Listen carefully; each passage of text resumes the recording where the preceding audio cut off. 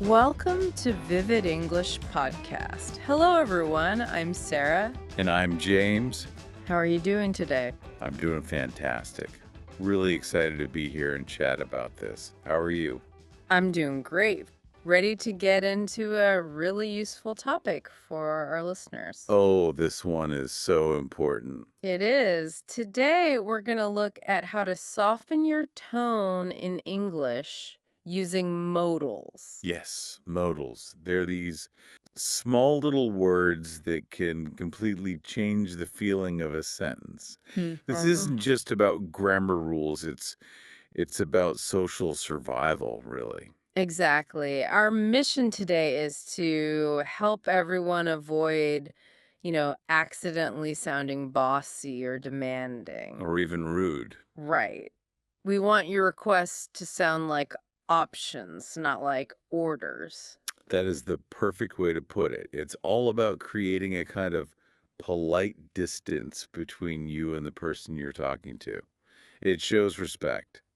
So let's get right into it. The source material we looked at talks about this idea of a politeness ladder. Yes, the ladder. And we have to start at the bottom of that ladder with the word that um, most learners use first. And that word is can. Can, C-A-N. We all learn it for ability, right? Like, I can swim, but we use it for requests all the time. We do, but here's the thing. Can is very functional. It's almost binary. It asks, are you physically able to do this? Right, it's so direct. So if I say, can you pass the salt at the dinner table, is that rude? Not. Yeah. Not exactly rude, no. Context is everything here. With close friends or family, it's totally fine. Okay. It's a small task. It's efficient. No problem. But I'm guessing that changes a lot when we step into, say, an office, if I need help with a big report. Ah, yeah, that's where the trouble can start. If you say, can you help me with this report? It just sounds a little strong. A bit demanding. It borders on it. It almost sounds like you're questioning their ability. Like, do you have the skills to do this? Instead of, are you willing to help? Oh, I see that. It sort of backs them into a corner, doesn't it? It does. Could they say no? It sounds like they're saying they can't. You're not giving them an easy way out. An emotional exit ramp. I love that phrase. Yeah. Yes. So to give them that space, we need to climb up the ladder. So what's the next step up? The next step is really the gold standard for daily politeness. And that word is could. Could. Okay, let's compare them. Can you help me versus could you help me? You can just hear the difference, right? Could you help me with this report? It just sounds so much gentler. It really does, but let's break down the why. Why does changing one little letter make such a huge difference? Okay, so this is where it gets really cool. It's a grammar trick. Hmm. Can is present tense. Right. Could is technically the past tense form of can. Wait, so we're using the past tense, but we're talking about right now. That's weird. Exactly. In English, when we use the past tense for a request like this, we're not talking about time. We're creating distance, a hypothetical space. A hypothetical space. Okay, so by using the past tense, I'm sort of pushing the request away from reality just a little bit. Yes, you got it. It's like if I'm standing right in your face and say, can you? It's very intense. But if I take a step back and say, could you? It's more respectful. That makes so much sense. So, could you help me really means something like if it were possible for you and if you had the time. That's it exactly. It Yeah. shows you respect their time and their choice. And it makes it much, much easier for them to say no if they need to. Which is the key to true politeness. Absolutely. So for our listeners, a really easy tip. Just try switching your default from can to could. That's a great takeaway. Okay, so let's move on. What about more formal situations or asking for permission? That feels a bit different. It is different, and for that, we need to talk about another word entirely. We need to talk about may. May. Oh, this just brings me right back to school. My teacher always used to say, I don't know, can you go to the bathroom? Uh-huh. Yes, the classic teacher joke. Every native speaker has heard that one. It used to drive me crazy. But seriously, does that rule still matter in 2026?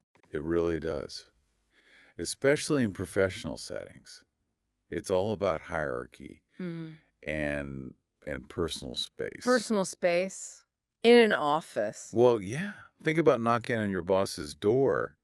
That office is their space. If you say, "Can I come in?" It's a bit casual. It sort of assumes you have the right to be there. Exactly.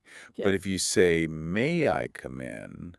or "May I ask a question?" Oh, that's so different. It sounds much more respectful. it completely shifts the dynamic. Yeah. You're acknowledging their authority and you're asking for permission to enter their space. So just to summarize, could is for requests asking someone else to do something. Hmm. And may is for permission asking if you can do something. That's a fantastic way to remember it. Could you help me versus may I help you? May I help you? Yeah, Sounds so much better. Like high-end customer service. it is. It's perfectly polite. Okay, let's keep going. We've done can, could, and may, Yeah. but there's another word that's really good for softening, especially when you have to give feedback or advice. Ah, yes. My personal favorite. We're entering the world of might. Might. This one's for extreme softening, isn't it? It is. This is the perfect tool for when you want to make a suggestion, but you really don't want to sound pushy. And giving advice is so tricky. You don't want to just say, you should do this. Exactly. You should or you must can sound like an order. Hmm. But if you use might, it just becomes this gentle idea. Can you give us an example? Sure. Let's say a coworker sends you a document, but you think there's a small mistake in it.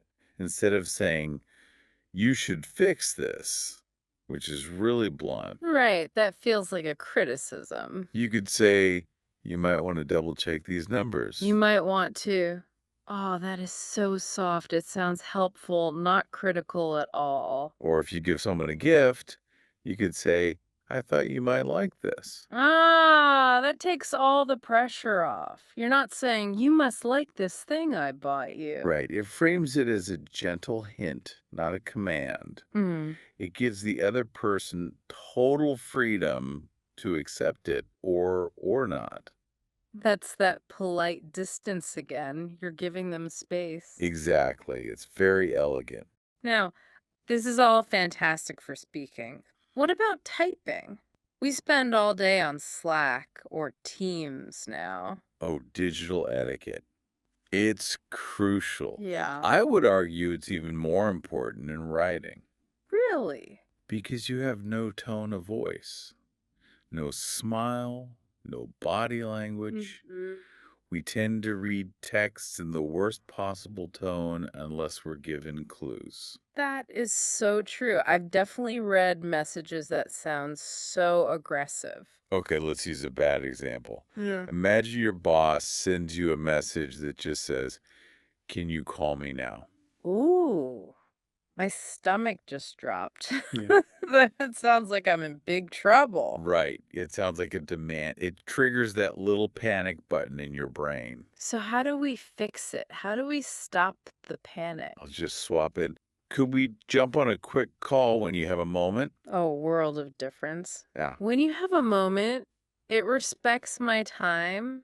It tells me it's not a 5-alarm fire? It does all the emotional work your voice would normally do. Mhm. And if you want to be even more professional, You could use may, right? Maybe something like, "May I suggest a different time for our meeting?" that is so classy. It's Mm. polite, it's professional, it's clear. It just removes all the potential for misunderstanding. Okay, so we've covered requests and permission, but I know may and might are also used for possibility, the future. Yes. And this is a common point of confusion. What's the real difference between it may rain and it might rain? They sound so similar to me. There is a subtle difference. It's all about your level of certainty. Okay, break it down. It may rain suggests a pretty good chance. A solid probability, maybe 50% or higher. Okay. It may rain. I should probably grab an umbrella. But if you say it might rain, it suggests a smaller, more uncertain chance. Maybe only 30%. So probably not, but there's a small chance. Exactly. And you can use this strategically in business to sound less committed. Ooh, how so? Well, let's say you're not totally sure you can finish a project by the deadline. You don't want to promise. Right. You can't say, "I will finish it." So you could say, we might finish by Friday. You're telling them there's a possibility, but it's not a guarantee. You're managing their expectations in advance. That is such a useful trick. It softens the potential bad news. It does. Okay, so what if I need to be extra polite? Like I'm asking for a really huge favor. Are there other words we can add? Yes. You can add some modifiers. Yeah. My favorites are possibly and perhaps. Okay, possibly and perhaps. Where do they go in the You sentence? can put them right in there. So instead of just, could you take a look at this? You say, Could you possibly take a look at this? yes. Do you feel how much cushion that adds? Oh, wow. Yeah. That sounds so humble. It makes it feel like you know you're asking for a lot. It does. And you could do the same with perhaps. You could say, might I perhaps offer a suggestion? Might I perhaps? That sounds very formal. Maybe a little British. It is a bit formal, yeah, but it's very effective if you're in a delicate situation. Like maybe you're correcting your boss. It feels like you're tiptoeing in a good way. That's a perfect description. So, with all of these great tools, are there any mistakes people make? Is it possible to be too polite? Oh, absolutely.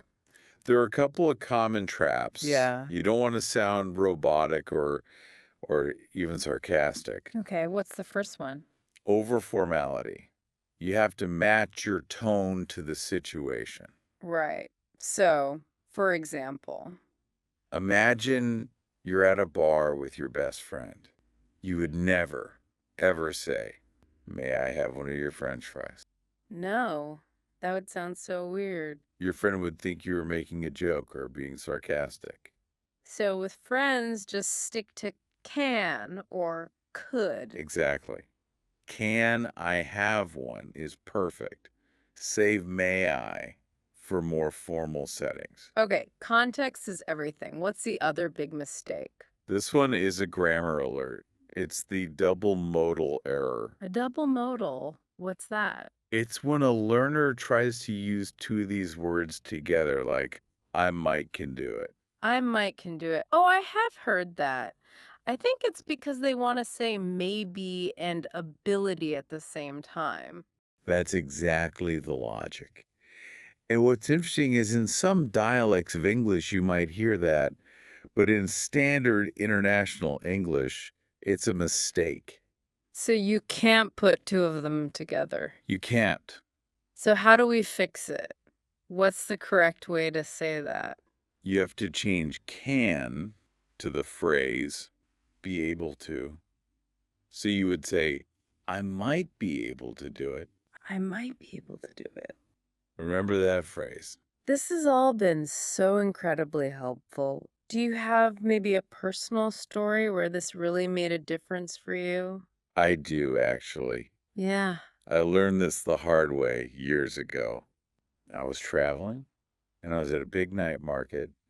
I saw this beautiful souvenir I wanted to buy, but the price was a little high. So you wanted to negotiate a better price. I did.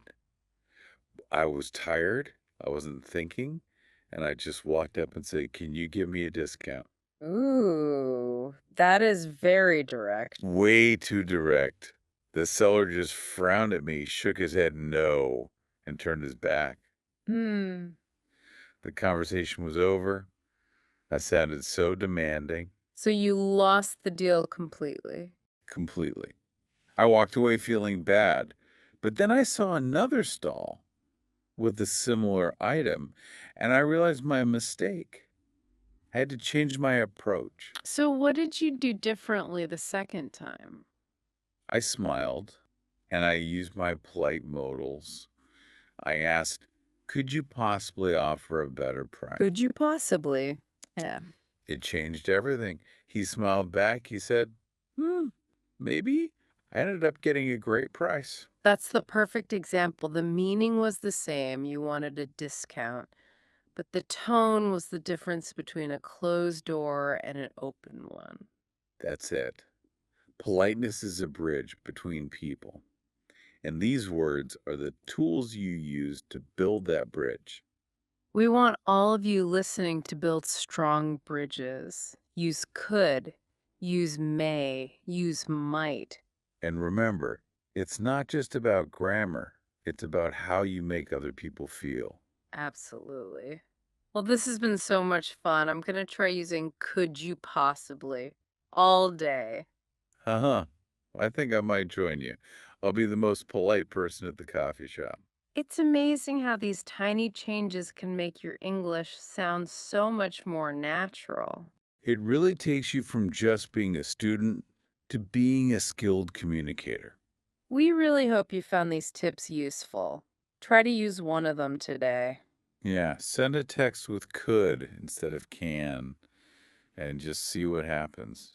Before we go, we do have one small favor to ask. Yes, if you enjoyed our conversation today, it would really help us out. Please don't forget to subscribe and come back to the Vivid English podcast. We have so many more useful topics to explore with you.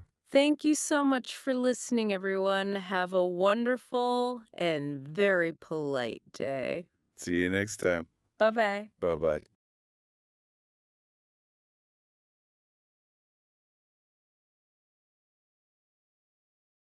Welcome to Vivid English Podcast. Hello, everyone. I am James. And I am Sarah. It is wonderful to be here with you all today.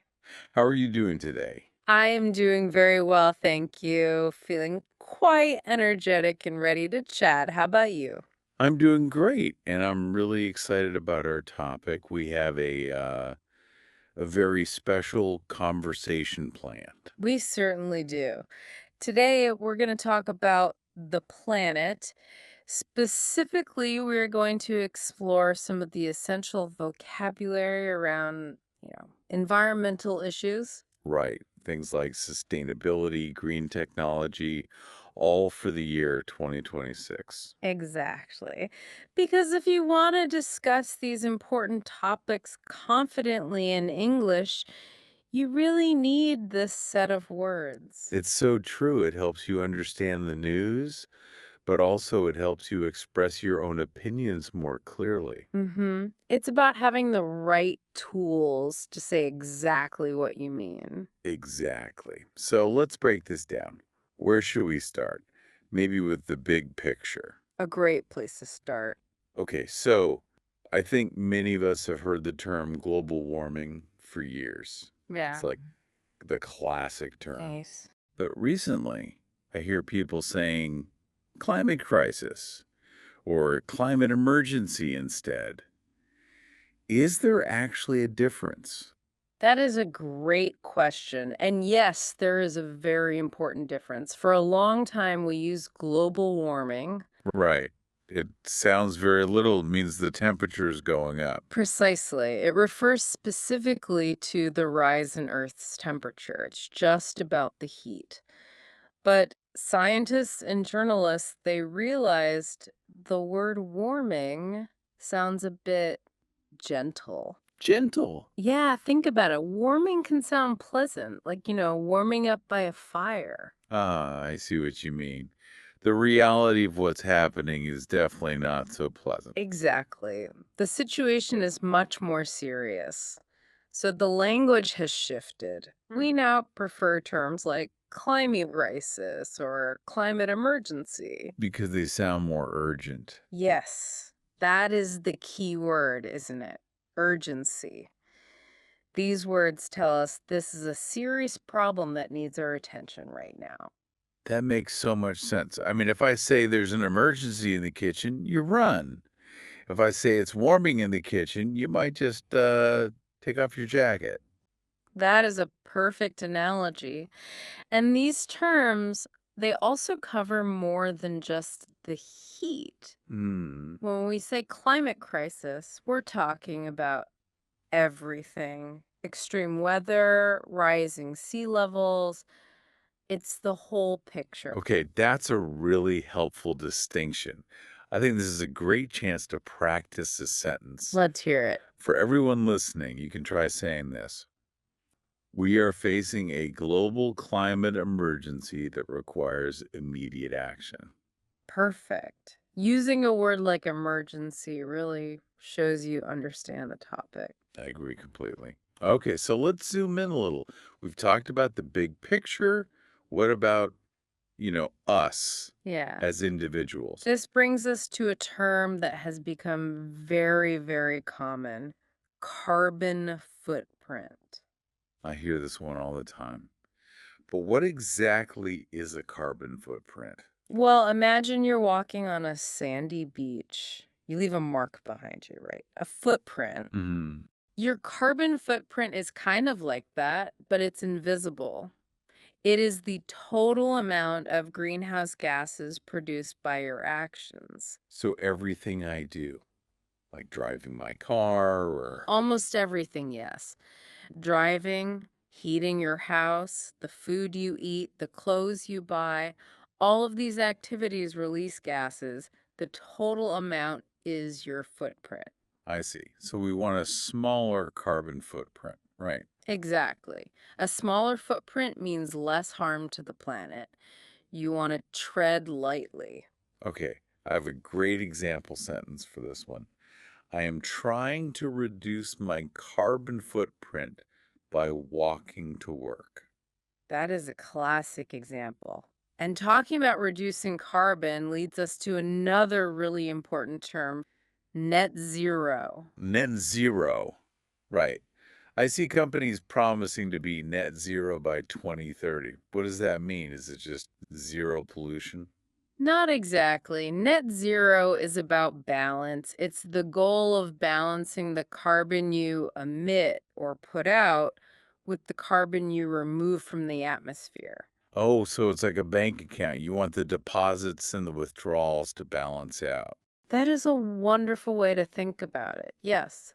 So if a company produces some carbon, they need to do something else, like planting a forest, to take that same amount of carbon out of the air. So the result is zero, Yeah, net zero. you've got it. And all of this falls under a really big umbrella word: sustainability. Ah, yes, sustainability. So what's the core meaning? Sustainability is, well, it's a beautiful idea, really. It just means meeting our needs today without messing things up for future generations. I love that. It's about not using everything up now. Exactly. Thinking long term. Okay, speaking of our actions, let's talk about the things we own. We've all heard of the classic 3 Rs, right? Oh, yes, the classics: reduce, reuse, recycle. Right. But there is a newer term I really like, feels more creative. It's upcycling. Oh, I love upcycling. It is such a fun concept. It is. So for our listeners, upcycling is a little different from recycling. When you upcycle, you take old items and you create something of higher value. Yes, you make it better than it was before. It's so creative, you're upgrading it. Do you have an example? I feel like you'd be good at this. I do. Last month, I took some old wooden pallets, the rough wood they use for shipping things. Yeah, they usually just look like trash behind a store. Right. But I took them, sanded them down, painted them, and I upcycled them into a coffee table. Oh, that's such a creative idea. You turn trash into furniture. Yes. And that idea connects to a larger concept called the circular economy. Circular economy. Okay, so I'm imagining a circle. It is a circle. Our normal economy is a straight line. We make something, we use it, and then we throw it away. Right. Buy, use, toss, align to the trash can. Exactly. But a circular economy is a system where products are repaired, reused, and recycled. Nothing is thrown away. It all goes back into the circle. So in a circular economy, waste doesn't really exist. That's the goal. It's a very hopeful vision, I think. But, we have to be a little careful. How so? Well, sometimes companies say they are sustainable, but they aren't telling the whole truth. And this brings us to a very critical term, greenwashing. Greenwashing. That does not sound good. It isn't. Greenwashing is when a company spends more time and money marketing itself as green than actually being green.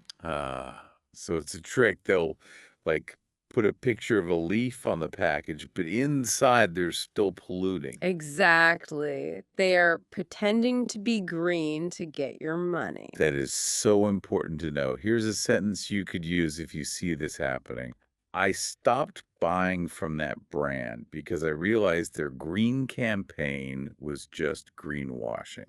A very strong sentence. It shows you're a smart consumer. Absolutely. Okay, let's sift gears a bit. Let's explore the ins and outs of energy and technology. We hear a lot about renewable energy. Yes, this is the future.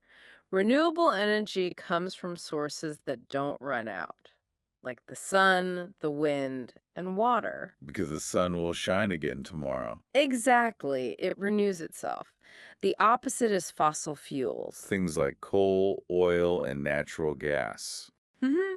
We burn them, they release carbon, and they will eventually run out. So the big transition is moving from fossil fuels to renewables. And a huge part of that is EVs, right? Electric vehicles. EVs are everywhere now in 2026. It feels like gas stations are slowly turning into charging stations. They are. But here's where it gets really interesting for me. The connection between artificial intelligence AI and the planet. Yes. AI for the planet. How does that work? Well, AI is incredible at analyzing data. So we're using it to optimize energy use in smart cities. Optimize. So make it more efficient. Exactly. The AI can figure out exactly when a city needs power and when it can save power. It balances everything so we don't waste electricity. That's fascinating. So a computer is helping us be more efficient. Yes, instantly. So a great sentence for this is, my smart home uses AI to minimize energy waste during peak hours. Very cool. And peak hours means the busy times, right? When everyone is using electricity. That's right. So while all that high-tech stuff is amazing, we shouldn't forget about simple daily habits. You are so right. The vocabulary of daily life is sometimes the most important. For instance, the goal of zero waste. Zero waste. Wow. That sounds difficult, It is a challenge. It is the goal of producing no trash at all. Nothing for the landfill. which means you have to avoid the big villain of the story, Yeah. single-use plastic. Oh, definitely. Single-use plastic. These are things like straws or plastic bags that you use one time and then throw away. They last for centuries, but we use them for what, 5 minutes? Exactly. Refusing them is a great first step. Another great habit is composting. Composting. That's for food waste, isn't it? Yes, it's the process of turning things like banana peels and apple cores into nutrient-rich soil for a garden. So instead of throwing food in the trash, you turn it into something new. Okay, that brings us to our closing thought. We have covered a lot of vocabulary today, We have. but it all comes down to what we do. So I want to ask you a personal question before we go. Go ahead. What is one small change you made this year to be more eco-friendly? Ooh, that's a lovely question. Um, Let me think.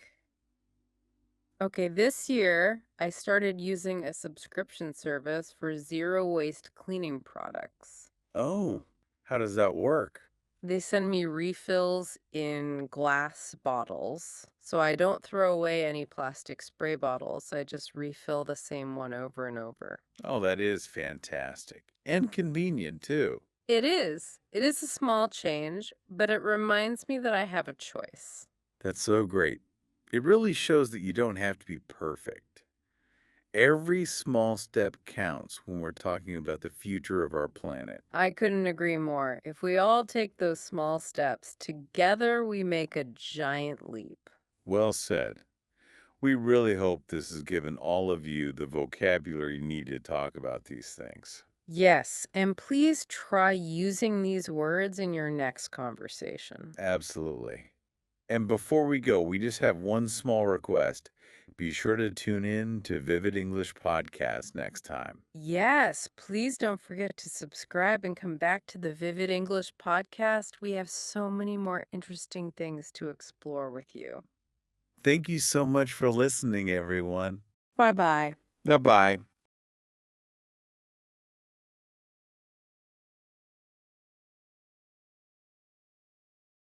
Welcome to Vivid English Podcast. Hello, everyone. I am Sarah. And I am James. Hello to all our listeners. It is great to be here with you today. It's so wonderful to be back with you. You know, we spend a lot of time talking about input. We talk about books to read, movies to watch, all the things you should be absorbing. But today we are flipping the coin. We are. We're going to take a closer look at the most important part of language learning. Output. Actually opening your mouth and speaking. Exactly. And not just speaking to yourself in a mirror, and definitely not just speaking to your phone's assistant. Uh-huh. Right. We're talking about finding a real, living, breathing human being to practice with. Today is our guide to finding the perfect speaking partner in the year 2026. And honestly, this is the hurdle where most people trip. Yeah. It's easy to buy a textbook, it's comfortable, it's safe. Oh, totally. But asking a stranger to have a conversation with you, I mean, that triggers all kinds of social anxiety. Oh, absolutely. It's that imposter syndrome of language learning, isn't it? You feel like a fraud. You think you're going to waste their time. Exactly. So, today we're going to dismantle that fear. We're going to explore the psychology of a good partnership, the specific tech we have now in 2026 to make it easier, and the exact script you need to use so it doesn't get, awkward. We are going to turn that social anxiety into social strategy. I love that. Social strategy. So let's start with the foundation. Before we even open an app or put on a VR headset, There's one rule that governs whether a language exchange lives or dies. We call it the 50-50 rule. Right. And on the surface, this sounds incredibly obvious, right? 50-50, half and half. But you would be amazed at how many people mess this up. Break it down for us. What does a strict 50-50 split look like in practice? Okay, so imagine you schedule a 1 hour session with a partner. Let's say your partner is Korean and wants to learn English, and you're an English speaker who wants to learn Korean. The rule states that you spend exactly 30 minutes speaking only English and exactly 30 minutes speaking only Korean. And when you say exactly, you mean we're literally setting a timer. Literally setting a timer on your phone. When that alarm goes off, you switch languages. Mid-sentence if you have to. See, I think that's where people get uncomfortable. It feels so artificial. Mm. Why is that natural flow actually a trap? It's a huge trap because of the psychology of debt. If we just let it flow, usually the person with a stronger personality Mm, or the person whose language is more, common like English, they end up dominating the time. right. If I'm learning Korean, but my level is pretty low and your English is really good, it's just so much easier for us to slide back into English. Exactly. And then what happens? You spend 50 minutes speaking English and maybe 10 minutes struggling through Korean. At the end of the hour, I feel great. I just got a free English lesson. But I feel cheated. you feel cheated. Or, on the flip side, if I just spent 50 minutes helping you in my language, I feel exhausted. I feel like an unpaid tutor, not a partner. That makes so much sense. Precisely. That imbalance creates resentment. It kills the partnership. The 50-50 rule isn't just about time management, it's about respect. It creates a guilt-free environment. Guilt free. I like that. Yeah. You don't have to worry if you're talking too much during your turn because you know for a fact that your partner is going to get their fair share in 30 minutes. It just removes all that social math.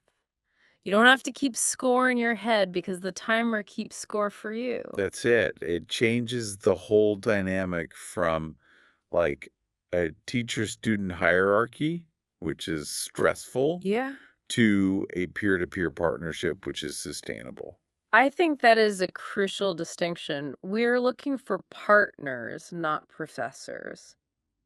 Okay, so we have the ground rule. We are committed to the 50-50 split. But now we have to find the human. We do. And it's 2026. The landscape has changed wildly in the last few years. It really, really has. We're in a golden age of connection technology. Yeah. Now, look, the classics are still around. If you look at your phone, apps like Tandem and HelloTalk are still there. Mm-hmm. They're sort of the grandfathers of language exchange. And they definitely have their place. I still use them for text messaging during the day. It's very low pressure. Right. They're great for that asynchronous communication, sending a voice note while you're walking the dog, that kind of thing. Exactly. But if we're talking about real speaking practice, real face-to-face interaction, the game changer in 2026 is, without a doubt, the rise of the VR language cafe. I've been hearing so much about these. For listeners who haven't strapped on a headset recently, paint a picture for us.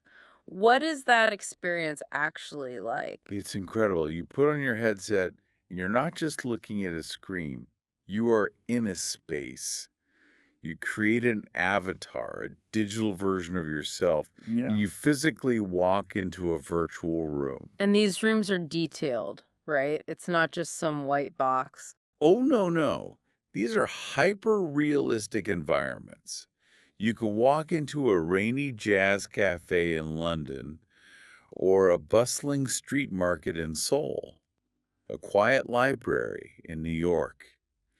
The spatial audio is the key. Spatial audio. Yeah, so if someone is speaking to your left, you actually hear them in your left ear. You hear the clinking of coffee cups in the background. It's immersive. But why does that environmental detail matter for language learning? Is it just cool tech or does it actually help the brain? Oh, it absolutely helps the brain. It's about something called context-dependent memory. Okay. When you learn a word while sitting at a desk staring at a flashcard, your brain has very few hooks to hang that memory on. It's just a word on a white background. Ah, I see. It's isolated. Exactly.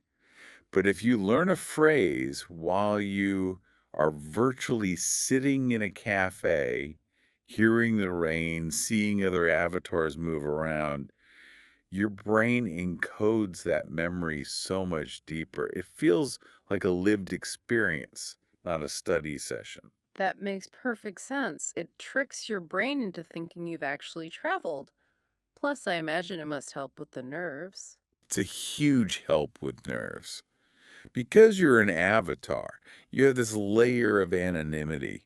You don't have to worry about your facial expressions or if you're blushing because you made a mistake. Right. It lowers the stakes just enough to get you speaking.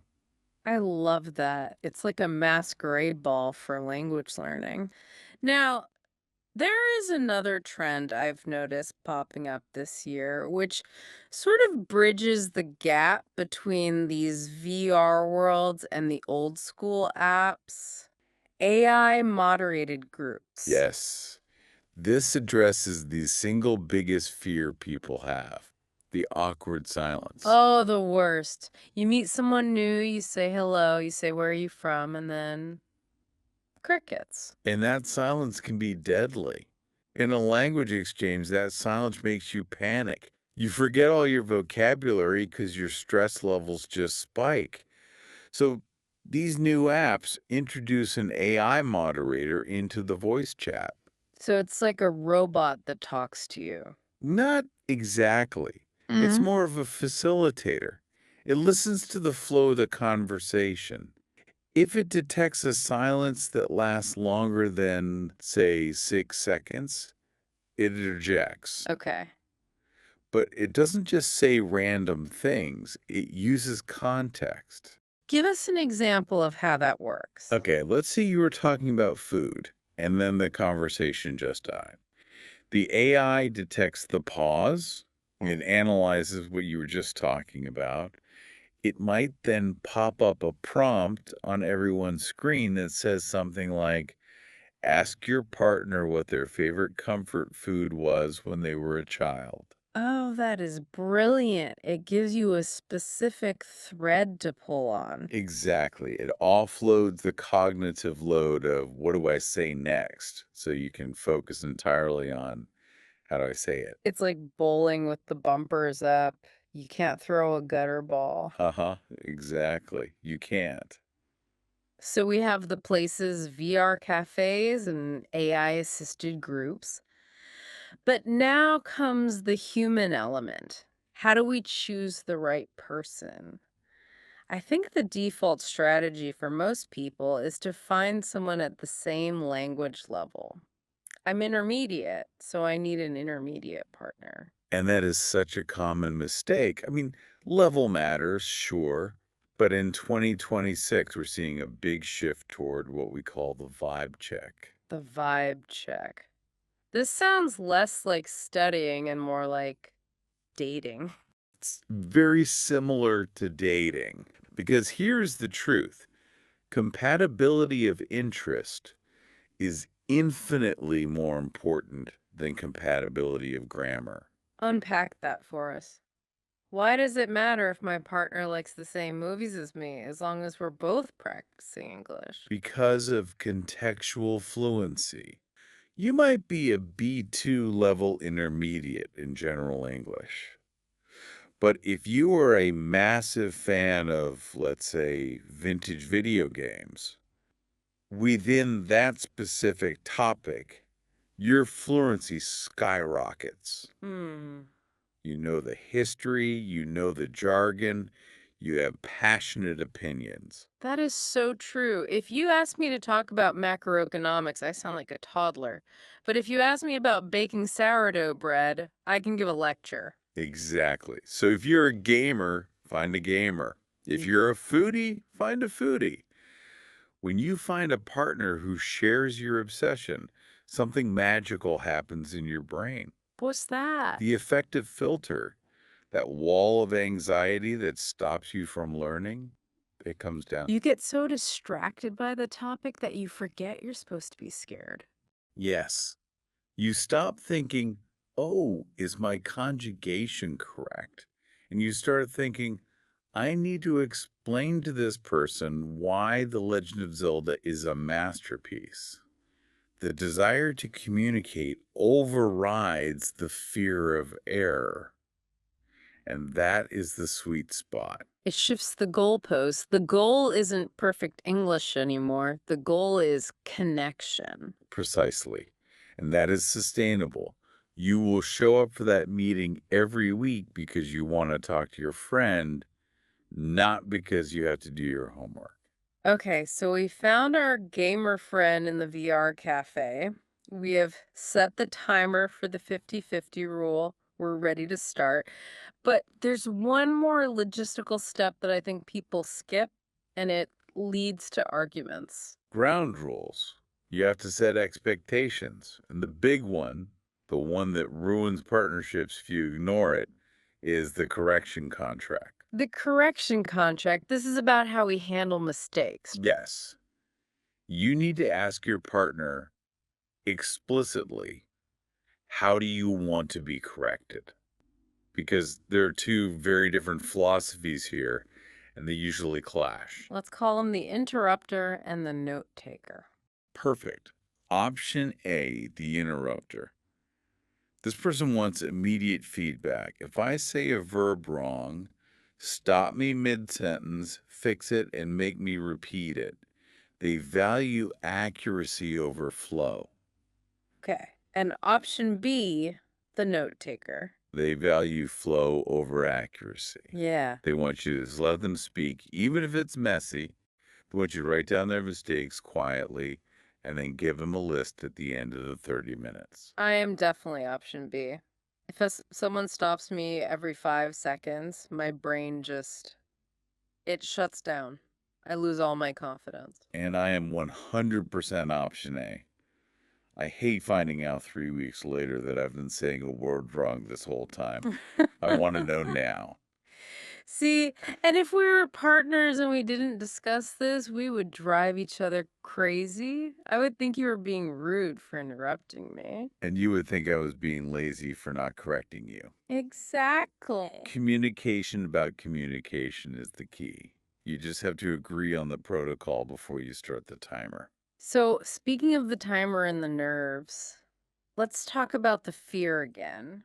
Even with a nice partner and a good topic, there's that moment of panic when you just freeze. The deer in the headlights moment. Yes. How do we get past that? There are two things here. First, a mindset shift. You have to remember, your partner is also a student. They are in the same boat. Right. When you switch to their language, they're going to sound just as clumsy as you do in English. That mutual vulnerability is really powerful. It creates a safe space. It really does. But secondly, in 2026, we have a technological safety net. We have real-time translation layers. This is a future in the VR headsets, right? Yes, and even in some of the newer video apps, the AI is listening to the conversation. Usually it does nothing. It stays invisible. Okay. But if it detects that you're struggling, maybe you pause for too long or your heart rate monitor on your watch spikes, It projects a subtle subtitle layer into your vision, So it gives you the word you were looking for. or it translates what your partner just said if you looked confused. It acts like training wheels. You don't need to stop the conversation and say, wait, let me check a dictionary. The information is just there floating in the air only when you need it. That is a game changer for maintaining flow. It prevents that hard stop that kills all the energy in a It conversation. allows you to stay in the moment. And eventually you find you need the subtitles less and less. Okay, we have the rules, the tech, the mindset, and the strategy. But I want to leave our listeners with something very concrete, something they can write down and use in their very first session. Let's give them the toolkit. We've prepared a set of specific phrases to manage these conversations. Listeners, I want you to pay close attention here. These are not just vocabulary words, these are conversation management phrases. They keep you in control. The first one is for the start of the session. You want to establish the language mode immediately. You can say, "Shall we start with English today?" Simple, but so effective. Shall we start with English today? It cuts through the small talk and starts the work. Next, we need a phrase for that awkward moment when the timer goes off. The 50-50 rule. It can feel rude to interrupt, so you need a polite but firm way to switch. Try this. Okay, it has been 30 minutes. Let us switch to my language now. I like the "let us." It sounds collaborative, not demanding. Okay, it has been 30 minutes. Let us switch to my language now. Next up, the panic button. Your mind goes blank. You forget a word, don't just freeze. You need to verbalize the problem. You can say, "Sorry, my mind went blank. How do you say?" Sorry, my mind went blank. How do you say? This is actually a very natural thing native speakers do too. It doesn't make you sound bad, it makes you sound engaged. And what if your partner is just speaking at 100 miles per hour? You need to slow them down without killing the vibe. Use this. Could you say that again more slowly? Could you say that again more slowly? Very clear, very polite. And finally, my absolute favorite phrase. This is the level up phrase. We often learn textbook English, but we want to sound like real people. We want the slang, the idioms. So, how do we ask for that? You ask, is there a more natural way to say this? Is there a more natural way to say this? Oh, I love that one. That phrase is gold. It invites your partner to stop being a teacher and start being a friend. They might say, well, the textbook says, hello, how are you? But honestly, here in London, we just say, you all right. And that is the stuff you can't buy in a book. That is the insider knowledge. Exactly. As we wrap up, I just keep thinking about the human aspect of all of this. We've talked a lot about VR and AI and rules, but ultimately, this is about two people trying to understand each other. It really is. I want to share something personal here. Yeah. My best friend today, literally the guy who was the best man at my wedding, is a guy named Mateo. And I met him on a language exchange app 5 years ago. Really? I did not know that. Yeah.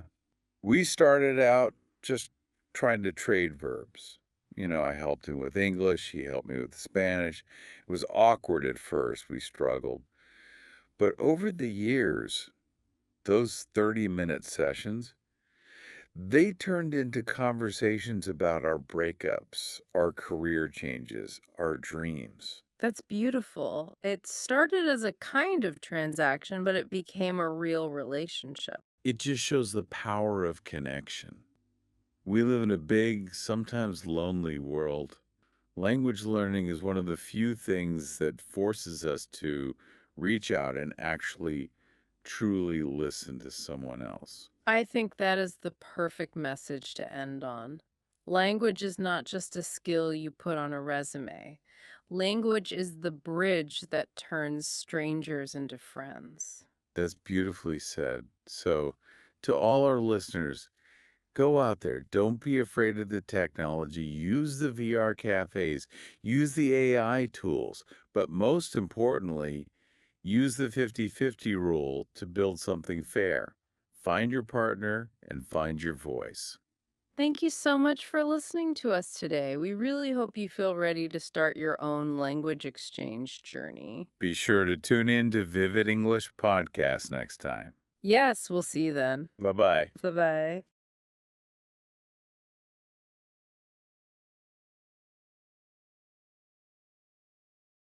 Welcome to Vivid English Podcast. Hello, everyone. I am Sarah. And I am James. Hello to all our listeners. How are you doing today? I am doing fantastic. Feeling very fresh today, actually. How are you? I am doing great. And I am especially excited about today's topic because today we're talking about something that everyone has to deal with, Mm-hmm. but it can be absolutely terrifying in a second language. It's one of those moments where you feel, incredibly vulnerable. Oh, but I think I know exactly what you mean. Is going to the doctor? Close. Yeah. It is arguably just as stressful, maybe even more so because people stare at the result. Ah, We are talking about going to the hair salon or the barber shop. yes. The hair salon. That is a high stakes situation. It really is. If you make a mistake ordering coffee, you just get the wrong drink. Right. Annoying, but it's fine. Exactly. You drink it or you throw it away. But if you make a mistake at the salon, that mistake takes months to grow back. You wear that mistake every single day. Exactly. Yeah. You can't just return a bad haircut like you return a pair of shoes that don't fit. No, you can't. So our mission today is to help you avoid those haircut disasters. We want to equip you with the exact vocabulary you need. Mm-hmm. We're not just listing words. We're going to cover the nuance of length, texture, styling, and this is the most important part, how to complain politely if it all goes wrong. That is right. We're going to make sure you walk out of that salon feeling confident and looking great rather than, wanting to hide under a hat for 3 weeks. So let's get started. We need to begin at the very, very beginning, the moment you sit down in the chair. This is what we call the consultation. The consultation. This is that first 5 minutes where the stylist touches your hair, looks in the mirror with you, and asks, "So, what are we doing today?" This is actually the most important part of the entire visit. If you get this part wrong, the haircut will be wrong. Oh, definitely. No matter how talented the stylist is, it's about setting the roadmap for the appointment. And I think a lot of people fall into a trap here. They use a phrase that sounds safe. It feels like a conservative, easy thing to say, but it's actually kind of dangerous.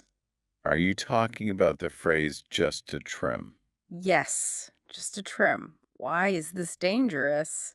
To a learner, trim just means a little bit, right? Uh, Strictly speaking, yes. But the problem is that a trim is subjective. It's not a specific measurement. Right. To you, a trim might mean a tiny little bit, maybe half a centimeter. Just dusting off the end. Exactly. But to the stylist, a trim often means cutting off the damage. So if you have split ends that go up 2 or 3 inches, Oh, no. just a trim means losing all of that length. They're trying to make your hair healthy, but you might be shocked by how short it becomes. That is a nightmare. You expect to lose a little hair and you lose a lot because their definition of healthy required a big chop. So, what's a better alternative? You need to speak in objective measurements. Math doesn't lie. Right. Instead of saying just a trim, say, please take off about an inch. Take off about an inch. That is so much clearer. Or if you use the metric system, you can say centimeters. But remember that in the US, they definitely use inches. That is a great point. If you say 3 centimeters, they might have to do mental math. And you do not want them doing math while holding sharp scissors near your head. Absolutely not. So take off 1 inch or take off 2 inches. And honestly, there is one tool that is even better than words. Oh, It bridges every single language barrier. a picture. A picture. Oh, You definitely. should learn this phrase. I have a photo of the style I'm looking for. I have a photo of the style I'm looking for. That is a lifesaver. You can just show them your phone. It removes all the confusion. Here's a tip I've learned. Be specific about what you like in the photo. Oh, that is a very smart detail. Don't just show the picture and hope for the best. Right. You have to say, I like the length in this photo, or I like the bangs in this photo. Otherwise, they might think you want to look exactly like the celebrity, face shape and all, which, you know, might not be possible. A very valid distinction. Now, if you don't have a photo or if you want to describe the length you want, you need some body part vocabulary. Right. Let's go over two very common ones that act as universal anchors. The first one is shoulder length. This one is quite literal, shoulder length.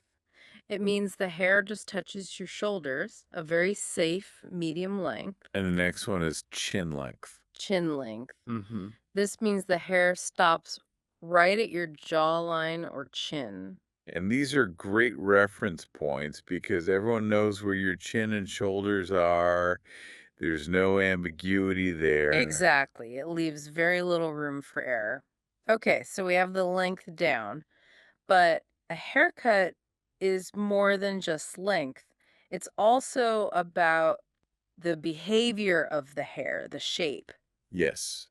To change the shape, there's some specific terms you need. And one of the most popular requests is for layers.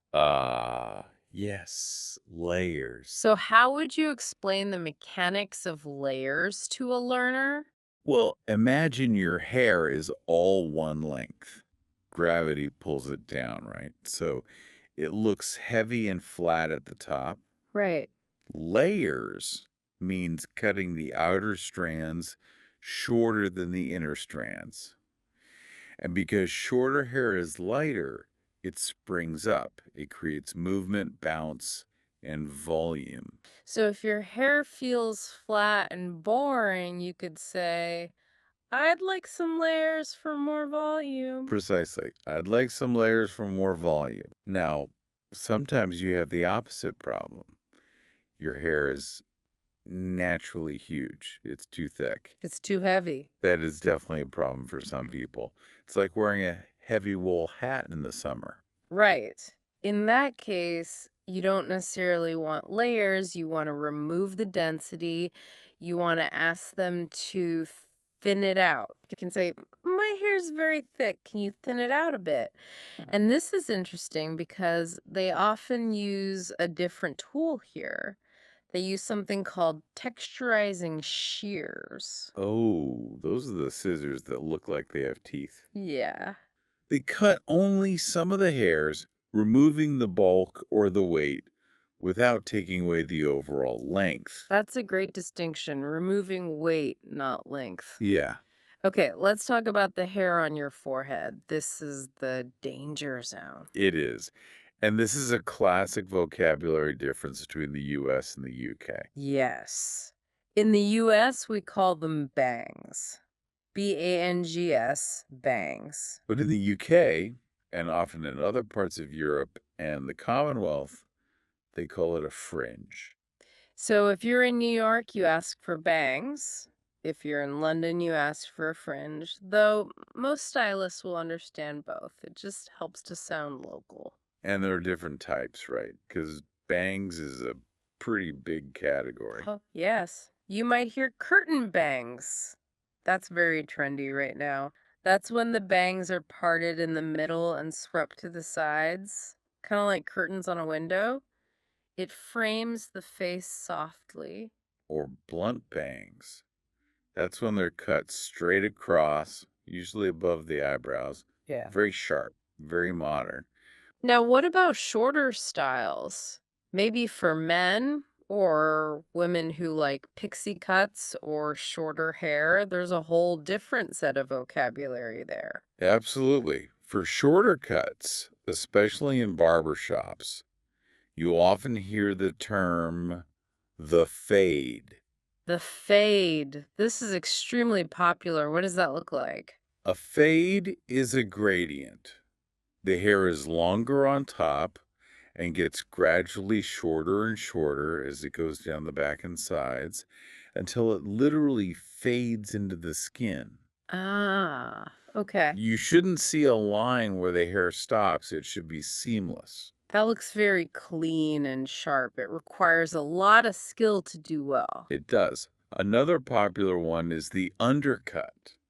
That's where the sides and back are shaved very short, but the top is left quite long. There's no gradual fade, it's a strong contrast. And that's actually common for women with long hair too, right? They shave the hair just at the nape of the neck underneath the long hair. Exactly. That's a hidden undercut. It helps keep your neck cool in the summer. So we have the fade and the undercut. Those are great terms to know. Moving on, what if we want to change more than just the cut? What if we want to change the color? Oh, changing color is fun. Mm. But the vocabulary can be tricky because describing color is so visual. Let's zoom in on the difference between highlights and lowlights. I feel like people mix these up. It's easy to do. Okay. Highlights are when you add strands of hair that are lighter than your natural color. It mimics what the sun does to your hair in the summer. Right. And lowlights are the opposite. You add strands that are darker than your natural color. So why would you do that? Well, imagine you dyed your hair blonde, but it looks like a solid block of yellow. It can look a bit fake. You add lowlights to put the shadows back in. It adds dimension. I see. So highlights for brightness, lowlights for depth. Now, what about the maintenance? When you've done your hair, but time passes and it starts to grow out. Ah, yes. Then you have roots. The roots, that's the new hair growing from your scalp. And usually it's a different color than the dyed hair. And you don't want to pay to dye your whole head again. It's expensive and it can be damaging. You just want to fix the new growth. So the phrase you need is, I need to touch up my roots. Touch up the roots. That's very useful. It implies a maintenance appointment, not a full makeover. Now, if you want to change your color completely or just slightly, you might talk about the shade. The shade. Yes. You can say, I want to go a shade darker, or I want to go a shade lighter. It's a nice way to say a little bit. It gives the stylist permission to change the color without doing something drastic. Yeah. A shade lighter sounds much better than make it white. Uh-huh, yes. Make it white. Might scare the stylist. And they might burn your hair off trying to do it. Okay, we've done the consultation, we've chosen the cut and color. Now comes my favorite part, What's that? the shampoo bowl, the wash. Oh, I agree. It is so relaxing. Especially if they give you that scalp massage. It's the best. But you still need to communicate here, Yeah. specifically about the water temperature. Yes. The stylist will usually ask, how is the water? Or is that temperature okay for you? And you need to be honest. I know we try to be polite, but don't burn your scalp just to be nice. A red, burned scalp is not a good look. Right. If it's too hot, you can say, it's a bit too hot. It's a bit too cold. And if it's perfect, It's just right. Like Goldilocks. simple and effective, it's just right. Okay, let's move back to the chair. You're wet, you're in the cape, the haircut is happening, Hmm. but oh, you see something you don't like. This is the moment of panic. You're watching in the mirror and you feel that pit in your stomach. Hmm. You want to say something, but you don't want to be rude or insult their art. Giving feedback in the chair is so hard. I always feel awkward. But you have to remember, you're the customer. You have to wear the hair. That's true. The stylist goes home, but you take the haircut with you. Silence is your enemy here. So, how do we speak up politely? Let's role play. Okay. Let's say the stylist is cutting, but they're being too cautious. It's still too long. I would wait for a pause and say, could you take a little more off the top? That is perfect. Mm. Could you take a little more off the top? It's a question, so it sounds soft and polite. It invites collaboration. What if it's the opposite? What if they're cutting too fast and you're getting stared? Then you need to stop them Yeah. gently but firmly. I think that's short enough. Thank you. I think that's short enough. That is a very nice way to say stop. It sets a boundary. Exactly. And don't forget the back of your head. You can't see it. Right.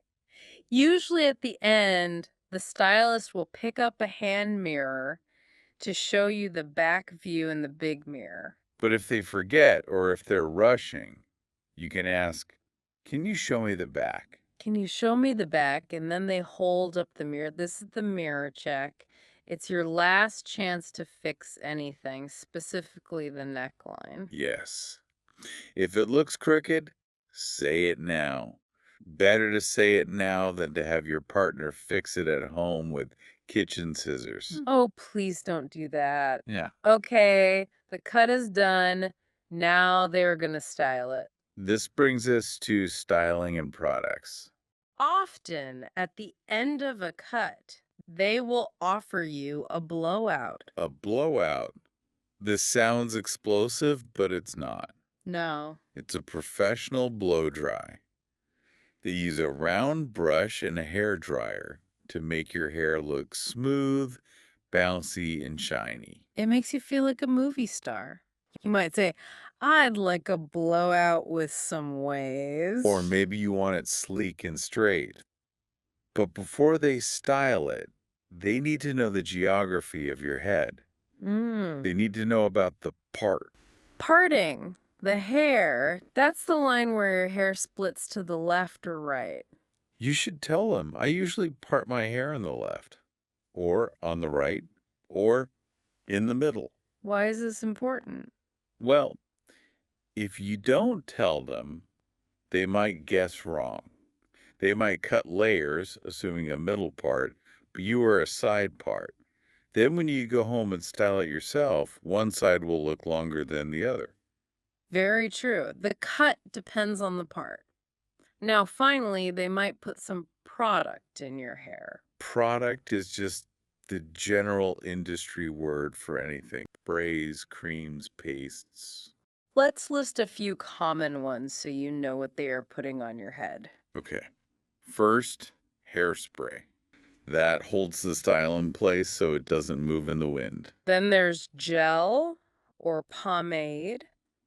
These are usually for shorter hair to give it texture or hold.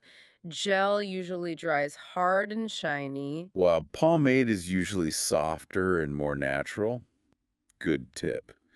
And one of my favorites, leave-in conditioner. Leave-in conditioner. That is exactly what it sounds like. It's a cream you put in damp hair and you don't rinse it out. It keeps hair soft and fights frizz. So you're styled, you smell great, and you look amazing. Now it's time to pay and leave. And we have to talk about logistics, specifically the awkward math of tipping. Ah, yes. If you're in the United States, tipping is very important at a salon. It's different from Europe or Asia. It's not really optional, it's a cultural expectation. The stylists often rely on tips as a major part of their income. Usually you should tip between 15% and 20% of the total cost. If the stylist did a great job, 20% is standard. If you don't tip, it's considered very rude. Good to know. And finally, if you like the stylist, you should book your next visit before you leave. That is smart. Good stylists get busy. You can use this phrase: I'd like to book my next appointment for 6 weeks from now. I'd like to book my next appointment for 6 weeks from now. That locks it in. So we've covered a lot of ground, from the consultation all the way to the payment. We have. But I feel like we need a story to really drive this home. Have you ever had a haircut disaster? Oh, yes, I have. And thinking about it still makes me sweat a little. Tell us. Well, this was years ago. I was traveling in a country where I did not speak the language very well at all. Okay. I went to a local barber shop. I wanted a trim.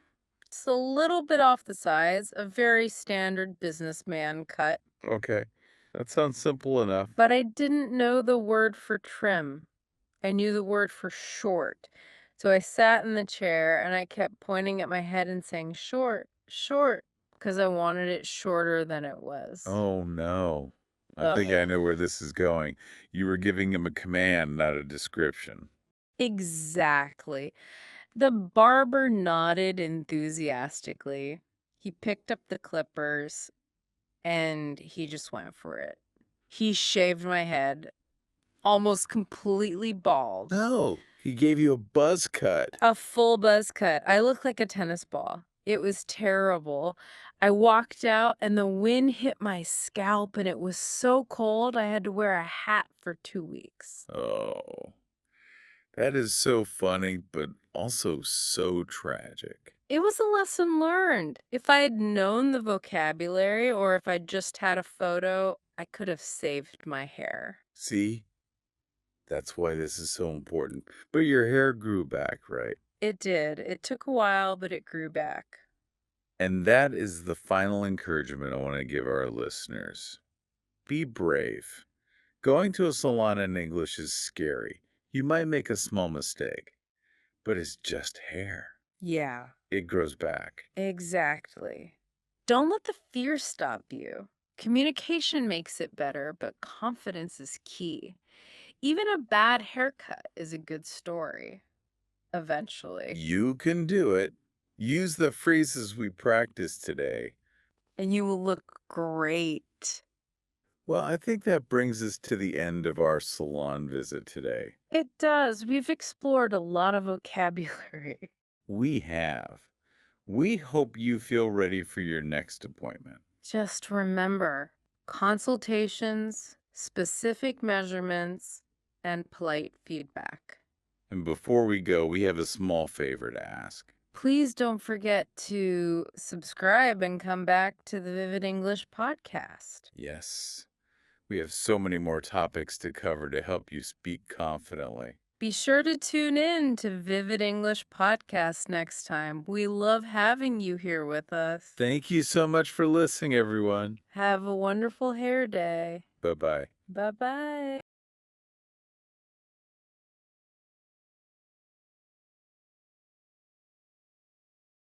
Welcome to Vivid English Podcast. Hello, everyone. I'm Sarah. And I'm James. It is so wonderful to have you with us today. I have to ask you, how is your energy level today? On a scale of 1 to 10. I am doing great, actually. I'm hovering around a 9 because I am genuinely excited about our topic today. It's it's something that sounds so simple, but it actually terrifies a lot of people. It really does. Today, we're exploring the world of office small talk. Right. Specifically, what to say when you're stuck at the water cooler or, waiting for a meeting to start. We have all been there. You're Yeah. walking down the hallway, you see a coworker coming towards you, and your brain just freezes. Mm-hmm. You don't know whether to look at your phone, look at the floor, or Yeah. try to say something intelligent. It is the classic awkward silence. You can feel your heart beating a little faster. And our mission today is to help you fix that. We want to give you safe topics, easy conversation starters, and strategies to build a connection without getting into anything, too deep or controversial. Right. We want to move you from panic to confidence. So let's take a closer look at this first concept. We keep saying water cooler talk. Yes, water cooler talk. I feel like we see this in American movies all the time, but what does it actually mean in a modern office? Well, literally, the water cooler is the machine in the office that dispenses water. Mhm. Historically, it's where employees would go to get a drink and take a short break. Okay. But figuratively, in business English, it refers to any casual conversation that happens outside of formal meetings. So it could be the coffee machine, the break room, or even just standing in the elevator. Exactly. It is the in-between moments. And, here is the important part that I think many learners miss. Some people think these little chats are a waste of time. Oh, yeah. They think, I'm at work. I should be working. Why are we talking about the weather? I have to admit, I used to feel that way. I used to think, I don't have time for this. I have a deadline. But you're saying that is the wrong mindset. It is understandable, but yes, it's a bit of a mistake. Small talk is essential for your career. It's what we call a social lubricant. Social lubricant. I like that That phrase. means it makes the machinery of the office run smoothly. It builds trust. If you never talk to anyone about non-work topics, you might seem, well, cold or even robotic. And nobody wants to work with a robot. So the goal here isn't to become best friends with everyone, right? You're not giving a speech. No, not at all. The goal is just to signal that you are friendly and approachable. You're building a tiny bridge with that other person. I love that. Just a connection that says, I see you and I am friendly. I love that image. Building a tiny bridge. So let's break this down practically. You mentioned that when you talk changes what you should say. Yes. This is a huge secret to mastering small talk. Context is everything. We call this the Monday morning versus Friday afternoon strategy. I love a good strategy. Okay, let's start at the beginning of the week. It's Monday morning. Everyone is a little tired, maybe a little grumpy. What's the plan? Monday morning is all about the review. You are looking backward. Because the biggest event that just happened was the weekend. Exactly. So the most natural, common question is simply, how was your weekend? How's your weekend? It seems so basic. Is it really enough? It is basic, but it is effective because it is expected. It's a social script. The other person expects you to ask it. It is low effort for them to answer. That makes sense. It's comfortable. But what if I want to be a little more specific? You can ask, did you do anything fun? I like, did you do anything fun? Because it's more positive. It invites them to tell a happy story rather than just saying, I did laundry or I slept. Right. It frames the conversation positively. And Uh, here is a pro tip for sports fans.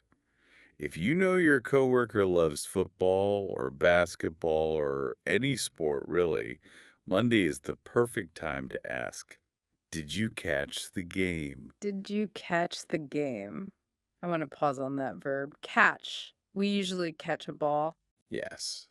But in this context, catch means did you watch? It implies you watched it live or saw the highlight. Did you catch the game last night? Got it. So Monday is for looking back, but what happens when we get to the other end of the week? Friday afternoon. Friday afternoon is the preview. This is honestly my favorite time to talk to people. The energy in the office is usually lighter. Everyone is watching the clock. Exactly. Everyone is happy. So on Friday, we look forward. You want to ask about the future. Okay. The best phrase is, any big plans for the weekend? Any big plans for the weekend? Notice the word big. It gives them an out. It gives them a choice. They can say, yes, I'm going to a wedding. It's huge. Or they could say, no, nothing big, just relaxing. That is a low pressure question. It doesn't force them to be interesting if they're just planning to sleep. I also like asking, are you doing anything special? That works too. And if you want to share something first, which is a great way to make people feel comfortable, you can say, I'm looking forward to going to the park. How about you? I'm looking forward to it. That's a great phrase for anticipation. So Monday is the past, Friday is the future. But what about the dead zone? The dead zone. Tuesday afternoon, the middle of the week. There is no weekend to talk about. That's a great point. When you're stuck in the middle of the week, or if you're talking to someone you don't know very well, we use what I call the safe three. The safe three. I love having a mental checklist. It makes me feel prepared. What's the first one? The first one is a classic for a reason. It is the weather. I can hear our listeners groaning right now. The weather. Really, it feels so cliche. It is cliche, I admit it. But why do you think people talk about the weather in almost every country in the world? I guess because it's happening to everyone at the same time. Exactly. It is a shared reality. If it is raining, we are all getting wet. If it's hot, we are all sweating. It connects us immediately without any risk. So we're not really discussing meteorology or science. We're just agreeing on reality. Precisely. You are seeking agreement. So a good phrase is, it's finally starting to feel like spring, isn't it? It's finally starting to feel like spring, isn't it? That little tag question at the end, isn't it, is inviting them to agree with you. Yes. Or if it is raining, you can say, I can't believe this rain. I hope you brought an umbrella. Simple, safe. Yeah. No one is going to get angry about that. Okay, what is the second safe topic? Food and lunch. Ah, this is my personal favorite. Everyone eats. Everyone eats, and most people enjoy talking about food. This is a great way to bond. If you're in the break room and someone is heating up their lunch, you can simply say, that smells good. What are you having? That smells good. What are you having? It's a compliment and a question wrapped together. Right. But be careful. Only say it smells good if it actually smells good. Uh-huh. Yes. Don't lie. If they are heating up fish in the microwave, maybe don't use that one. Good advice. Another great food question is asking for a recommendation. You could say, have you tried the new cafe down the street? That's a smart one because it can lead to a longer conversation. They might say, no, is it good? And then you can tell them about it. Exactly. It opens a door. And the third topic in the Safe Three is office life. This means commenting on the environment you are both in, right? Yes. You're both in the same building, working for the same company. You can bond over that shared experience, for example. Is it just me? Or is the office extra quiet today? Is it just me or I use that one a lot? It validates your feeling. It checks if they feel the same way. Or you can give a compliment about their workspace. I love your desk setup. I love your desk setup. People love compliments. It makes them feel noticed. So those are your safe three: weather, food, and office life. If you stick to those, you will never be silent. Okay, so now we have the topics. But here is where I struggle, and I think a lot of our listeners do too. Yeah. I ask the question, they answer, and then the conversation just dies. Ah, yes. The dreaded dead end. It stops, silence returns. How do we keep the momentum going? We need to look at the mechanics of conversation. Think of it like a game of ping pong. Ping pong. Okay, I like that metaphor. You have to keep the ball moving back and forth. Exactly. If I hit the ball to you and you just catch it and hold it, the game stops. So, in conversation, holding the ball is giving a one word answer. Yes. And hitting it back is asking a follow-up question. Can you show us what this looks like? Because I think I do this wrong sometimes. Let's try a bad example first. You asked me about my weekend. Okay. Hey, what did you do this weekend? I went hiking. That was terrible. I felt like you didn't want to talk to me. It felt like I was bothering you. Exactly. I caught the ball and put it in my pocket. I killed the conversation. Now, let's try the good version. Ask me again. Hey, what did you do this weekend? I went to the Blue Mountain Trail. It was beautiful. Okay, that was completely different. I felt engaged. That is how you hit the ball back. Any question works. How do I make it easier for you to ask a question? That brings us to the added detail rule. Yes. When you answer, never give just one word. Don't just say good or fine. You need to add a hook. A hook, something for the other person to grab onto. Exactly. So if you ask me, how are you? Mm-hmm. Instead of saying, I'm fine, I should say, I'm doing well. I finally finished that big report this morning. Ah, I finished the big report. Now I can ask you about the report. You gave me a gift. Precisely. Generosity is the key to good conversation. Give people information they can use. I love that perspective. It makes small talk feel less selfish and more like teamwork. It is teamwork. But as with any team, there are rules. There are some places we simply should not go in an office environment. We call this the no-go zone. These are the taboo topics, the landmines. Yes, topics that can make things uncomfortable, unprofessional, or even hostile. Let's list them so our listeners can be safe. What's number one? First and foremost, politics and religion. Absolutely. Especially nowadays. These topics are too heavy and too divisive for the water cooler. You never know what someone else believes. You might assume they agree with you, but if they don't, you have instantly created a conflict. Just stay away from it. What if someone else brings it up? What if they say, "Did you hear what the president said yesterday?" That's tricky.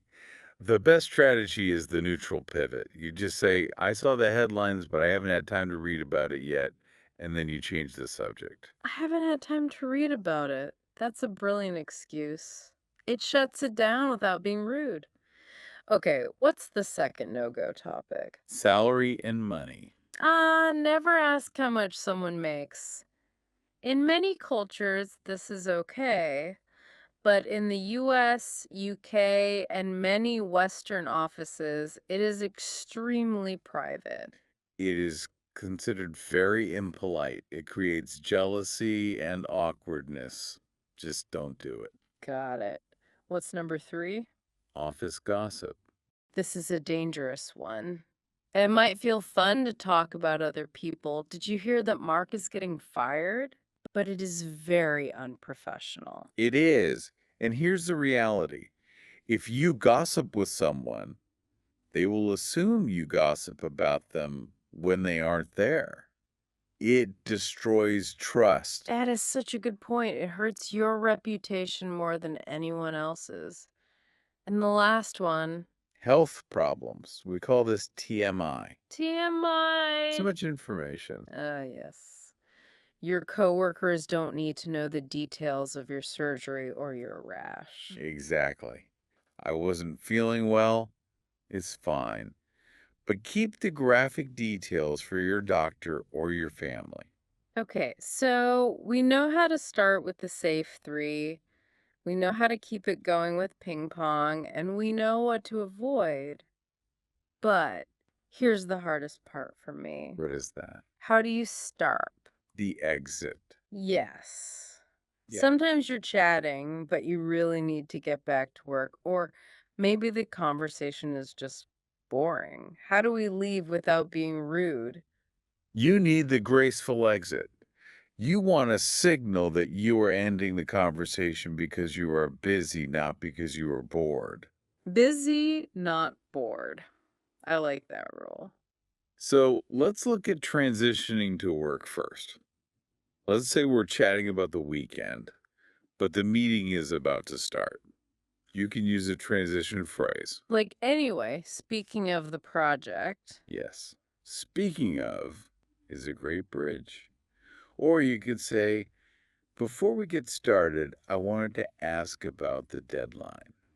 and I saw this phrase in our notes. All right, shall we dive in? Yes. Shall we dive in? Is a perfect way to signal the start of a meeting. It means, shall we start the work now? It changes the energy.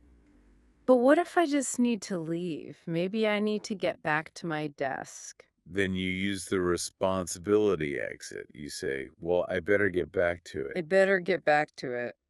It implies work. Exactly. Or you can make it about them.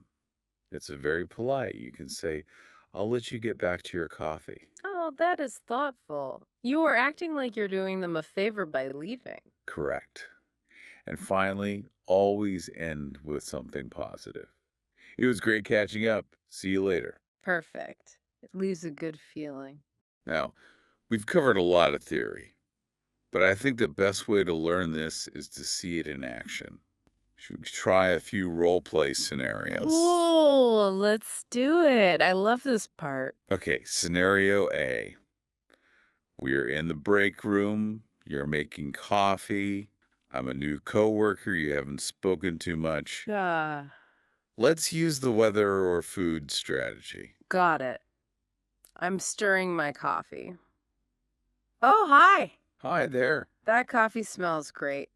Is that the dark roast? Yes, it is. I really need the caffeine today. Uh-huh. I know the feeling. It is definitely a Monday, isn't it? It certainly is. Hopefully, the sun comes out later to wake us up. I hope so. Well, I better get back to my desk. Enjoy your coffee. You too. How was that? That was perfect. You used a compliment, you related to the Monday feeling, and you made a graceful exit. It took maybe 20 seconds, but now we have a connection. It felt very easy. Okay, let's try scenario B. This one is very modern. The virtual water cooler. Ah, yes. Waiting for a Zoom meeting to start. The camera's on, the mic is on, but the boss hasn't joined yet. This is always so awkward. The silence feels louder on Zoom. Okay, go. Hi there. Hey, can you hear me okay? Yes, loud and clear. How is your day going so far? Pretty good. Just busy. I love your background, by the way. Is that a real painting? Oh, this. Yes, my daughter painted it. That is amazing. She is very talented. Thank you. Mm-hmm. Oh, looks like the boss is joining. All right, shall we dive in? Excellent. You used the audio check. Can you hear me? Which is a classic, easy start. And then you complimented my background. Commenting on what you see in the video is a great version of office life talk. It is. Okay, last one. Scenario C, the elevator. Ooh, the elevator pitch of small talk. We only have 30 seconds. Ready? Doors are closing. Press his imaginary button. Morning. Good morning. Heading to the fourth floor. Yep, big meeting today. Good luck. I'm sure you'll do great. Thanks. Have a good one. You too. Very fast, very friendly. You didn't try to start a long story. You just acknowledge me and wish me luck. Sometimes a smile and a good luck is all you need. Exactly. It shows you have social intelligence. You're reading the room, or in this case, the elevator. This has been such a fun discussion. Looking at these tips, it really takes the pressure off. It really does. And I have to admit, this is true for me personally. I used to be very shy at the office. Really? You seem so confident now. Well, I learned. In Mm. the beginning, I would just hide at my desk or pretend to be on a phone call so I didn't have to talk to anyone. I was terrified of saying the wrong thing. I think so many of our listeners feel that way. It's the fear of being judged. But using these small hacks, Mhm. asking about the weekend, commenting on the weather, it helped me make friends. It made the office feel like a nicer place to be. That is a lovely thought. And it is important to remember what we said at the start. You don't have to be the life of the party. No, you just have to be approachable. A little effort goes a long way. So next time you are at the water cooler or waiting for a Zoom call, try one of the safe three. Ask a follow-up question. Be the one who hits the ping pong ball back. Absolutely. You might be surprised at how much easier your workday feels. Well, I think that is all the time we have for today. We hope this helps you feel more confident with your English at work. It was a pleasure exploring this topic with you all. I really hope you found these tools useful. Please don't forget to subscribe and come back to the Vivid English podcast. We have so many more tips to share with you. Yes, be sure to join us again. We appreciate you listening. Have a wonderful week, everyone. Goodbye. Bye bye.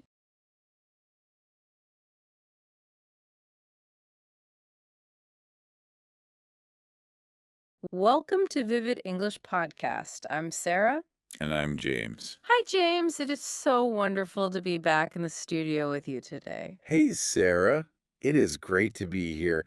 I am honestly bursting with energy for today's topic. It is something very close to my heart. I can tell, and I think our listeners are going to love it too. Today, we are going on a bit of a mission.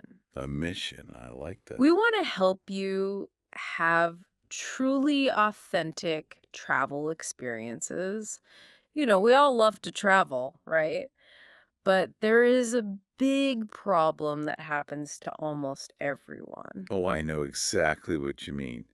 You arrive in a new city, Yeah. you are so excited, you have your camera ready, Mm-hmm. and then you look around and realize you're surrounded by thousands of other tourists doing exactly the same thing. Exactly. It can feel a little disappointing. It Oh, is hard to find those special secret places that only the locals know about. right. We call these places hidden gems. And today we are going to explore the ins and outs of how to find them. We're going to look at the specific social etiquette you need. And of course, the exact English phrases you can use to get locals to share their favorite spots with you. It is going to be a lot of fun and honestly very useful for your next trip. So let's get into the details. To find these special places, we first need to understand the vocabulary of travel. Hmm.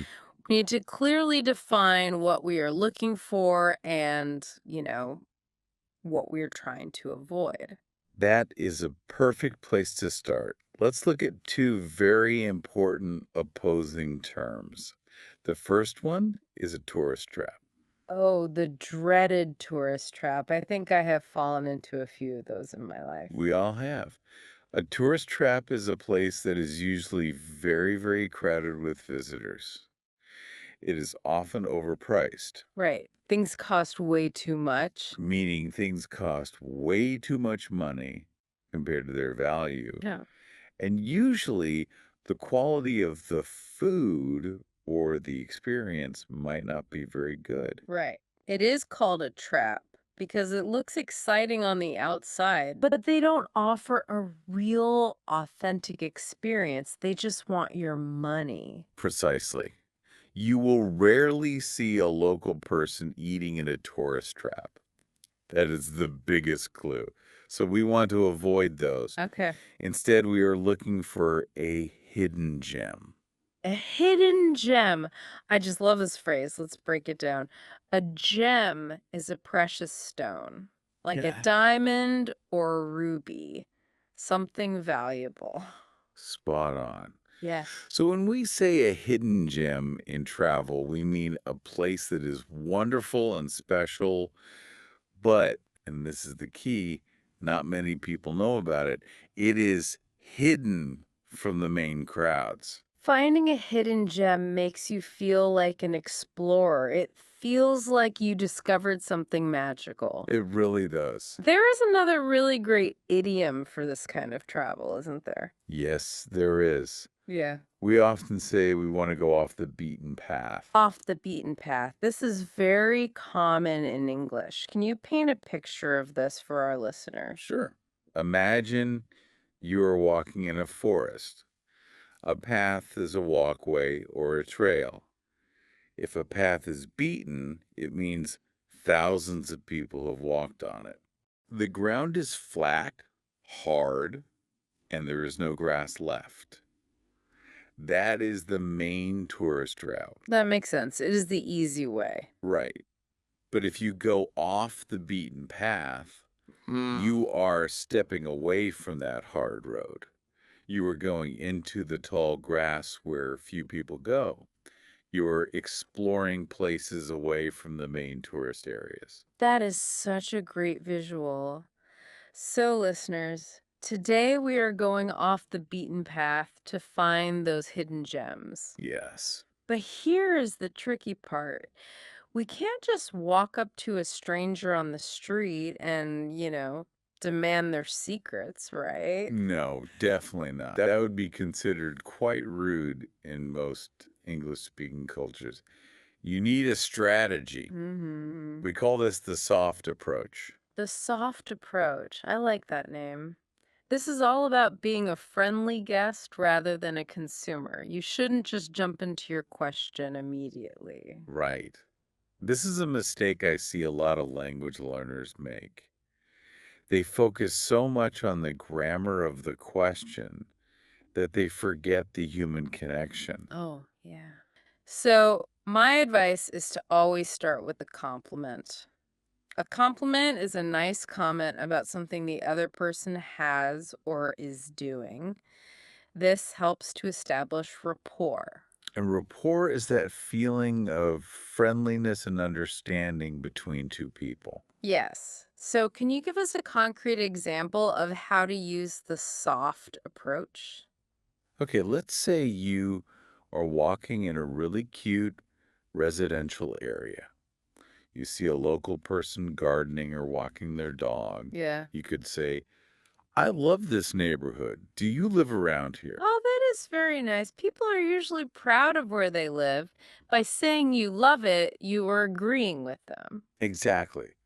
Or imagine you are in a coffee shop. You could say, this coffee is amazing. Is this your favorite spot in the city? I like that. By praising the coffee, you show that you have good taste and you are friendly. It validates their choice of coffee shop. Right. It opens the door for a conversation naturally. Precisely. You are treating them like a person, not an information booth. And once that door is open, then you can ask for recommendations. Okay. But we need to be careful about how we ask. Right. Yes. This is where the specific vocabulary becomes important. If you ask a generic question, you will get a generic answer. Right. If you ask, where is a good restaurant? A local person might just point you to the biggest, most famous place. Which might be a tourist trap. Exactly. They might think, oh, you were a tourist. You probably want the big, famous place. So, how do we hack this? How do we get the real local answers? We have a few techniques. The first one is the where do you go strategy. How does that work? Instead of asking for a good place, you make it personal to them. You ask, if you were going out for dinner tonight, where would you go? Ah, I see the difference. Yeah. You are asking for their personal preference. Yes. It forces them to think about the places they actually enjoy, not just the places in the guidebook. That is a great tip. It changes the psychology of the question. Now, I know you have another favorite phrase for finding those small, authentic places. Yes, this is one of my absolute favorites. It is the hole in the wall request. Hole in the wall. Now, we have to be careful here. To an English learner, that might sound like a terrible thing. Yeah, a hole in the wall. Is the building broken? No, not at all. It is actually a huge compliment. In English, a hole in the wall refers to a restaurant or shop that is small and unassuming. It might not look fancy from the outside. The sign might be old. Yes, but usually the food is incredible. So it's like a secret treasure wrapped in plain paper. Precisely. So you can ask someone, are there any good hole in the wall places nearby? That is such a useful phrase. It tells the local person, I don't need fancy decorations. I want the real deal. I want good food. Right. And if you want to be even more direct about avoiding the crowds, you can use the non tourist filter. The non tourist filter, how do we phrase So that? you can simply be honest about your intentions. You say, I'm looking for something a bit more local. Are there any spots the tourists usually miss? Are there any spots the tourists usually miss? That is perfect. It creates a team feeling. Hmm.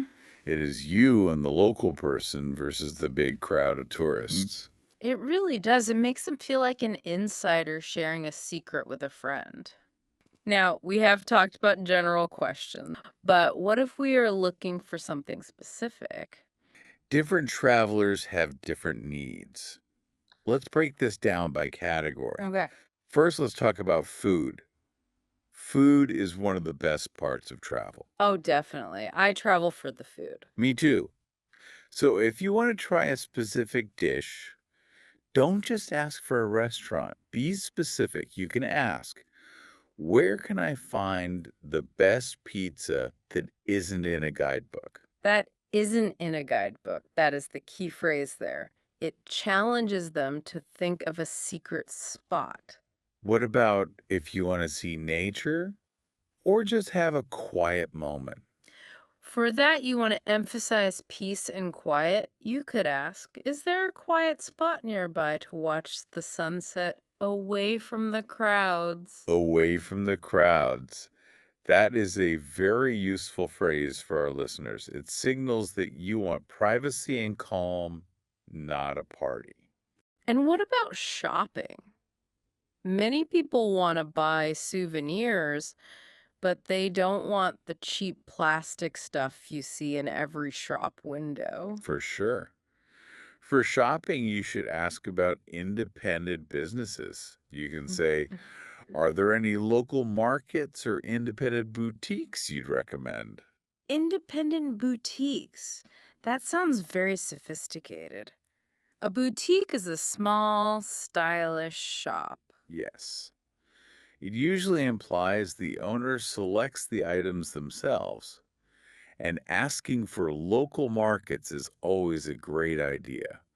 That is often where you find the best hidden gems and the best culture. These are excellent phrases, but, knowing what to say is only half the battle. We also need to know when to say it. You are absolutely right. Social etiquette is so important. This is at reading the room. Reading the room means looking at the situation and understanding the mood before you speak. Yes, timing is everything. You have to choose the right person to ask. I always suggest asking people who are in a position to chat. Like who? For example, baristas in a coffee shop are great. Baristas are the people who make your coffee. They're usually standing there making drinks, and they talk to hundreds of people a day. They know everything about the neighborhood. Exactly. Shop owners in small stores are also good, especially if the shop isn't busy. Or if you see someone relaxing in a park, reading a book, or just sitting on a bench, they have signaled that they are not in a rush. And who should we avoid? Please do not interrupt someone who looks busy or stressed. If someone is rushing to work in a suit, talking on their phone, or managing a crying child, let them be. That is just good manners. They are not in the headspace to help you find a restaurant. It is. But sometimes we make a mistake. Maybe we start talking to someone and then we realize they are actually busy. We need an exit strategy. An exit strategy. How do we leave the conversation politely without it being awkward? You can use this phrase: sorry to bother you. Have a great day. Short, polite, and respectful. Sorry to bother you. Have a great day. Perfect. Now, let's say we did everything right. We used the soft approach. We asked a great question about a hole in the wall, and the local person gave us a recommendation. Mm. Are we done? Not quite. There are some logistics we need to handle. Logistics means the practical details. We need to follow up. Right. It's no use knowing the name of a place if you can't find it. Exactly. So once they give you a name, you need to verify the details. You should ask, how do I get there? Is it within walking distance? Is it within walking distance? That is a very practical question. Walking distance can mean different things in different cultures, so it is good to clarify. And for restaurants, there is another very important question. You don't want to arrive and find out they're full. So you should ask, should I make a reservation or can I just walk in? Can I just walk in? That means, can I get a table without booking it beforehand? That is crucial vocabulary for dining out. Yeah, Some hidden gems are small, so they might fill up fast. it really is. Now, before we finish, I want to talk about one more cultural nuance. We call this reciprocity. Reciprocity. That is a big word. Can you break that down for us? Of course, reciprocity means exchanging things with others for mutual benefit. In conversation, it means give and take. You shouldn't just take information, you should give something back. I see. So it shouldn't feel like an interrogation. Exactly. An interrogation is when the police ask you questions. What is your name? We want a conversation. So sometimes sharing a bit about your own country or your own travels makes locals more willing to share their secrets. That is beautiful.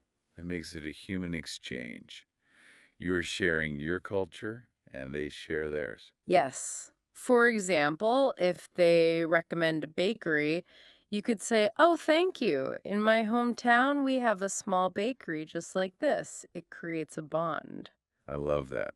It reminds us that travel is really about people, not just places. Speaking of people and places, I know you have a great story about this. You had a pretty amazing experience in Greece, right? Oh, I did. This is my favorite travel memory. Tell us what happened. So, a few years ago, I was traveling in Greece. I was on a very popular island. I was so excited to go to the beach. But when I got to the main beach, it was a disaster. Oh no. Oh, what's It wrong? was packed. I mean, there were people everywhere, loud music, no space to even put my towel down. Oh, This classic tourist trap. I felt so stressed, which is the opposite of how you want to feel on vacation. that sounds awful. So what did you do? I wanted something quiet, so I walked down to the small harbor early in the morning. I saw an old fisherman fixing his nets on his boat. Yeah. He looked very calm. So you decided to use the soft approach. I did. I walked up and said, "Good morning. The sea looks beautiful today." Nice start. Very friendly. He smiled and agreed. We talked for a moment about the weather. Then I asked him, using our strategy, "I'm looking for a quiet place to swim. Is there a spot where you and your family go?" You used the where do you go strategy. I did. And his face completely lit up. He seemed happy that I didn't want the loud party beach. He told me about a tiny cove hidden behind some cliffs about a 20-minute walk away. He said tourists never go there because it's not on the map. Did you go? I went immediately. I hiked over the hill and it was incredible. The water was crystal clear. There was white sand, and I was the only person there for hours. It Wow. was the highlight of my trip. Mhm. And I only found it because I stopped to talk to that fisherman.